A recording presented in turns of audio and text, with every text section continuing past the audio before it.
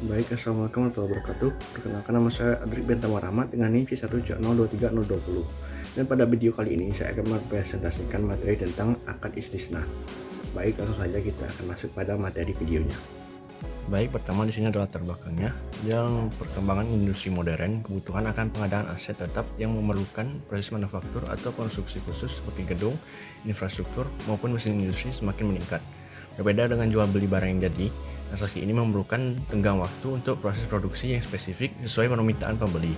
Dalam sistem ekonomi syariah, kebutuhan ini diakomodasi melalui akad istisna, sebuah kontrak jual beli pesanan yang memberikan fleksibilitas lebih tinggi dibandingkan akad salam, terutama dalam hal mekanisme pembayaran yang tidak harus dilakukan secara penuh di awal. Penerapan akad istisna menjadi pilar penting bagi perbankan syariah dan perusahaan konstruksi untuk menjalankan proyek skala besar dengan prinsip keadilan dan transparansi.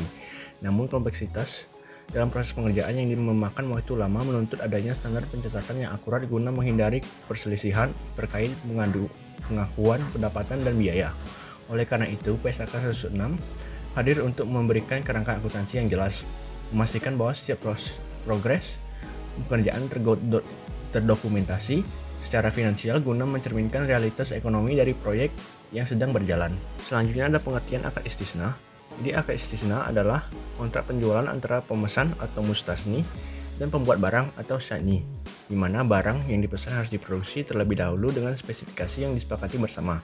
Secara esensial, istisna merupakan kontrak pengadaan barang di mana produsen bertanggung jawab untuk menyediakan bahan baku serta tenaga kerja untuk menyelesaikan objek tersebut. Hal yang membedakan istisna dengan akad lainnya adalah fleksibilitas pembayarannya. Harga dapat dilunasi di awal, dicicil selama proses produksi, atau dibayar saat penyerahan barang, tergantung pada kesepakatan kedua belah pihak. Karakteristik utama dari istisna adalah sifatnya yang mengikat atau lazim, setelah kedua belah pihak menyepakati harga dan spesifikasi barang. Objek dalam akad ini tidak boleh merupakan barang yang sudah tersedia di pasar secara umum, melainkan barang yang memerlukan proses pengerjaan atau manufaktur khusus. Jika kriteria barang tidak terpenuhi atau terdapat cacat pada hasil akhir yang tidak sesuai dengan kesepakatan awal, pembeli memiliki hak untuk memilih atau hak khiyar guna melanjutkan atau membatalkan kontrak demi menjaga nilai keadilan dalam bertransaksi. Berikutnya ada jenis akad istisna. Dalam praktik keuangan syariah, akad istisna dikategorikan menjadi dua jenis utama, yakni istisna klasik dan istisna paralel, yang masing-masing memiliki karakteristik hubungan kontraktual yang berbeda. Istisna klasik atau langsung terjadi ketika pemesan melakukan kesepakatan secara langsung dengan produsen yang akan memproduksi barang tersebut, sehingga tanggung jawab teknis dan yuridis sebetulnya berada di antara kedua pihak tersebut. Di sisi lain, istisna paralel merupakan skema yang melibatkan perantara, biasanya bank syariah, di mana bank bertindak sebagai penjual kepada nasabah atau akad pertama, dan secara bersamaan bertindak sebagai pembeli kepada produsen atau kontraktor atau akad kedua untuk memenuhi pesanan tersebut. Ketentuan syariah yang paling fundamental dalam skema paralel adalah bahwa kedua kontrak tersebut harus bersifat independen dan tidak saling bergantung atau ta'aluk, sehingga hak dan kewajiban dalam satu akad tidak boleh dipengaruhi oleh keberhasilan atau kegagalan pada akad lainnya. Berikutnya ada asas syariah akad istisna.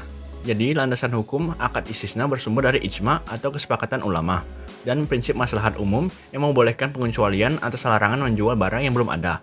Secara historis, dasar syariah ini merujuk pada praktik masyarakat sejak zaman Rasulullah SAW, di mana beliau pernah memesan sebuah cincin dan mimbar, yang secara teknis merupakan bentuk pemesan barang yang belum tersedia. Hal ini menunjukkan bahwa syariat Islam sangat mendukung produktivitas dan inovasi melalui pengadaan barang pesanan yang spesifik.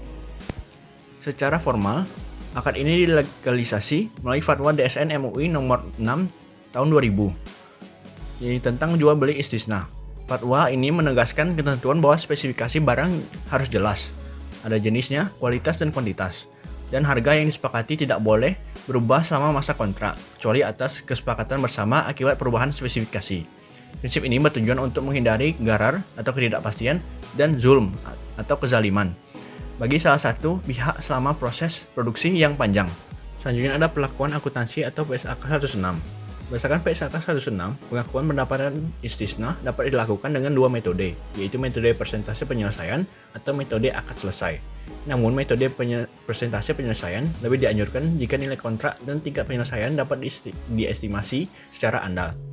Dalam metode ini, pendapatan diakui sebesar bagian nilai akad yang sebanding dengan biaya yang telah dikeluarkan. Aset istisna dalam penyelesaian dicatat di posisi keuangan sebesar biaya yang dikeluarkan ditambah laba yang diakui. Bagi penjual, biaya istisna terdiri dari biaya langsung atau bahan baku dan tenaga kerja, serta biaya tidak langsung yang dapat diatribusikan pada kontrak tersebut. Jika pembeli melakukan pembayaran secara cicilan, selisih antara harga tunai dan harga cicilan diakui sebagai pendapatan margin istisna secara proporsional. Sementara itu, bagi pembeli, aset yang diperoleh diakui sebagai aset istisna dalam penyelesaian dan akan diklasifikasikan sebagai aset tetap atau persediaan setelah dilakukan serah terima barang secara formal. Jadi di sini selanjutnya ada ilustrasi kasus akad istisna. Di sebuah bank syariah menerima pesanan dari nasabah untuk bangun sebuah ruko dengan nilai kontrak sebesar 1,2 miliar. Bank kemudian melakukan istisna paralel dengan kontraktor dengan nilai 1 miliar. Proyek direncanakan selesai dalam 1 tahun.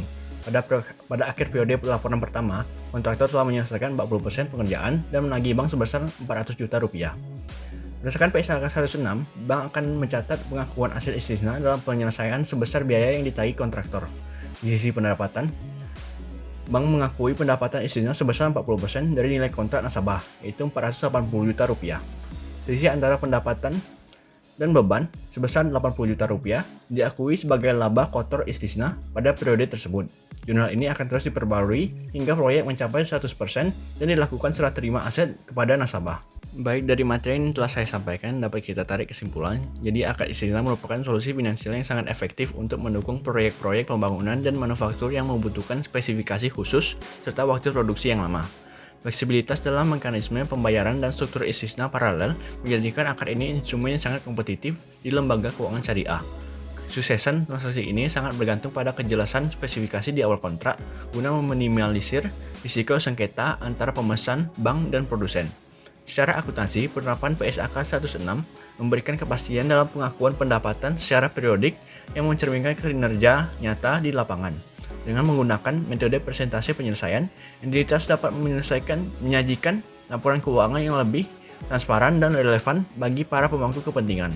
Oleh karena itu, sinergi antara kepatuhan pada prinsip syariah dan ketepatan pencatatan akuntansi ini menjadi kunci dalam mendorong pertumbuhan industri konstruksi dan manufaktur berbasis syariah. Sekian dari materi video yang dapat saya sampaikan. Saya mohon maaf bila salah kata kekurangan dalam pada video kali ini. Saya akhiri. Wassalamualaikum warahmatullahi wabarakatuh.